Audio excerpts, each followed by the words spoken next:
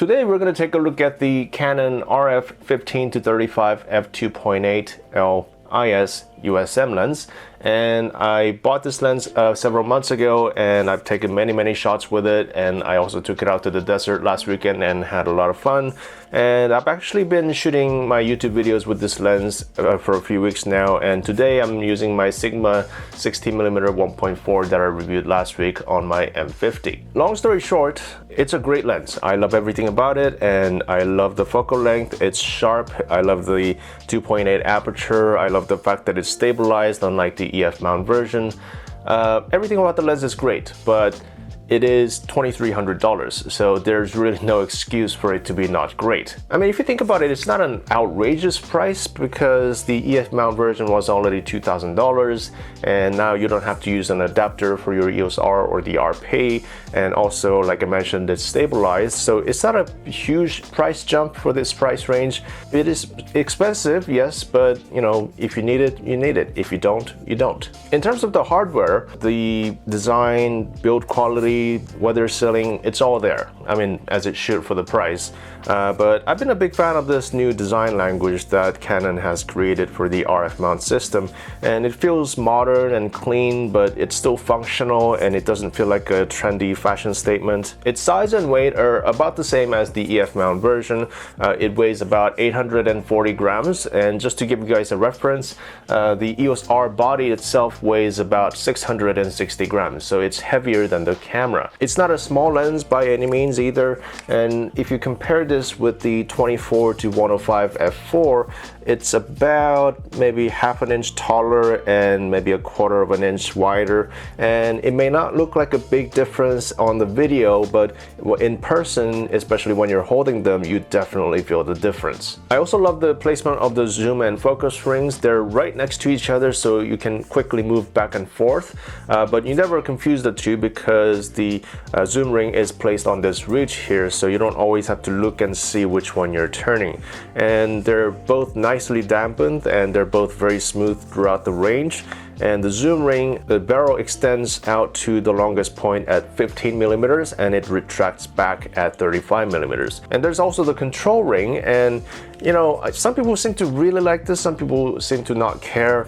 I always forget that it's there, so I never use it, just because, you know, coming from the 5Ds, I'm so used to changing all my settings with my right hand, so I never really think about using the control ring, but you can do some nice things with it. You can set it up so that you can use it as your ISO ring, or maybe in auto ISO you can use it as your exposure compensation ring.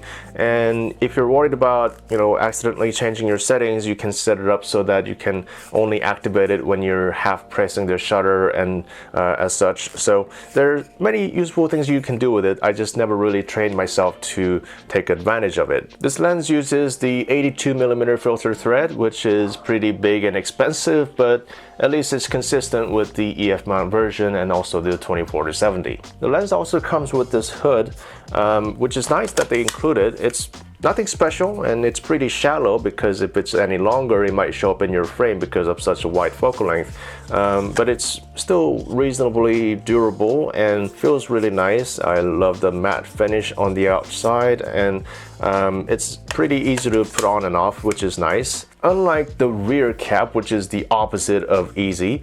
And for those of you who don't know, I talked about this in my other RF mount lens videos. On the RF mount lens caps, there's this notch on one side of the lens cap, and you have to align that perfectly with this red dot on the lens, and unless those two things are perfectly aligned, you cannot close this lens. I don't know who thought that was a great idea, but I would like to meet them one day. But overall, the lens looks and feels really nice, and like I said, it's weather sealed, and on the back there's the rubber gasket for some additional protection.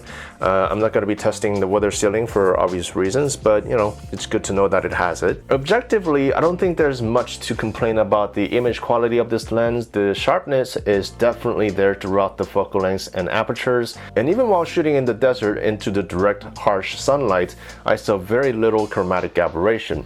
And I did see some flare, but it's still quite manageable, and if it bothers you, if you put it in the right places, it might be pretty easy to tone it down in post. The autofocus is quick and accurate. I feel like most lenses today are so good, it seems kind of pointless to even mention this, but just in case you're wondering, it works pretty well and it's virtually silent. As I mentioned, I've been using this lens to shoot my videos in the past few weeks, and it never seems to have any issues tracking my eyes even with my glasses. And at close range with the 2.8 aperture, even at 15mm, you can still get some reasonable amount of background blur, and you should be able to get some nice environmental portraits or selfies. The stabilization is good, and you can definitely tell the difference while shooting video. And Canon should also be releasing new RF mount cameras this year with in-body stabilization, and we have no idea how good it will be because Canon currently doesn't have IBIS in their portfolio, so this is their first attempt, so we have no idea how good it will be.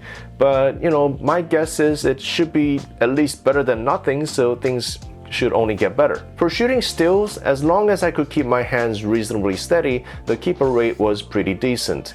At half a second, the keeper rate was, I would say, about roughly 50 to 75%, and even at 1 second, I got about 25% keeper rate. So to summarize, I love this lens. I like everything about it. I love the focal length, and this is probably my favorite RF mount lens right now. And compared to the EF mount lens, it's better in a lot of the ways, and if you just compare the image quality, I mean, the image quality was already pretty good on the EF mount lens, so that alone may not be worth upgrading, but if you are trying to transition into the mirrorless system, then it might be worth a look, because now the fact that you don't have to use an adapter is a huge bonus, and also it's stabilized, so that's only a good thing. So that was Canon RF 15-35 f2.8, and I also have the review of the 24-70 coming soon, so please stay tuned to see that and subscribe if you haven't already.